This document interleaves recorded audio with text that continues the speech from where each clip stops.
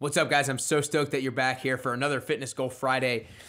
Last week, we talked a little bit about planning and the importance of that, and I talked about how some stories where one of my clients was going on a wedding trip and how he was able to plan and set himself up for success. Another one was laying out her smoothie prep the night before to help planning, and then another one was going on a bachelorette trip, and we talked about how she planned the meal that she was going to have when she got back because she knew she was going to be tired after a long flight and a long day of traveling. But today, I want to talk about the importance of starting small, but the term that I use in order to kind of talk about this topic is the term workable. And so let me give you a little bit of I'm going to start with a story to give you an idea of what this means and the importance of starting small. So probably 4 months ago now, I had a client come up to me at the beginning of one of my 10-week programs, and they're like, I want to lose 15 pounds. I'm going to start working out 5 times a week, and I want to start cutting out all sweets. And I'm like, awesome. I think losing 15 pounds would be a great goal. Obviously, we want to work out and we want to cut out some sweets, but how many sweets do you currently have? And they're like, well, I currently have 14 desserts every single week. I have one for lunch and one for dinner every single day.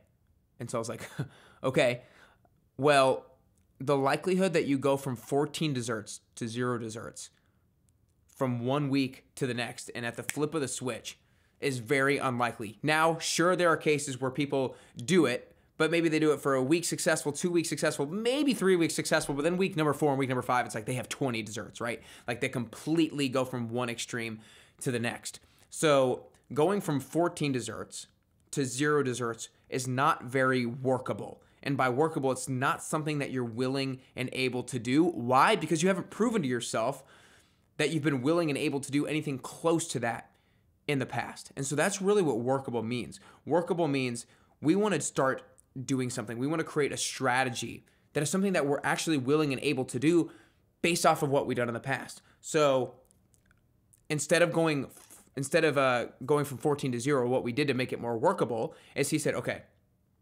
we're going to eat 7 desserts a week for the first 3 weeks. After that, we're going to do 6 desserts a week for the next 3, then 5 desserts for the next 3, so on and so forth.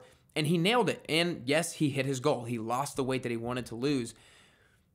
But the only reason he did that is because we chose something that was workable. We chose a strategy that was workable, something that was willing and able to do. So those of you out there who think that you need to be perfect in order to hit your goals, it's like, no, you don't have to be perfect. You have to be willing and able to do something a little bit more than what you've been willing and able to do in the past. Another example more recently is I had a client who came to me at the beginning of a 10-week program, and she said, I was talking about her with her nutritional habits, and I'm like, where do you currently stand with where you are, and what does a typical nutritional day look like? And she says, well, sometimes I wake up at 7 a.m. and I don't eat anything until 7 p.m.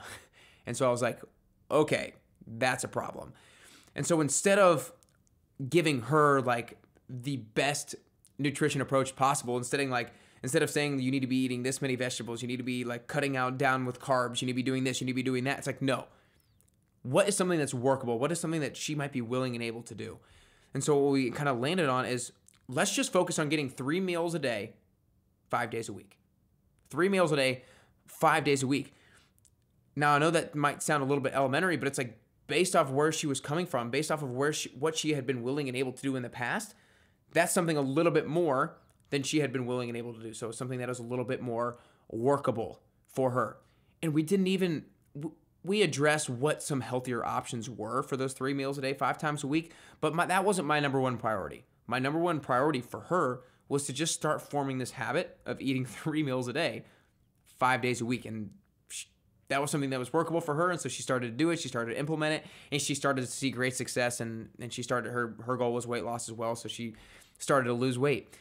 So the idea here is so many people, when they go into having a goal, a fitness goal in particular, when they set the goal, they're so motivated, right? They're so enthusiastic. They're like, oh, I'm going to start working out 5 times a week. I'm going to start eating so many more vegetables. I'm going to start cutting out carbs. I'm going to start doing yoga, running, stretching, meditating, all these things because they're so excited in the moment. But then it's like, how willing and able have you been in the past to do any of those things? What habits do you currently have in any of those areas? And if the answer is very little or not much, then don't try to do it all at once.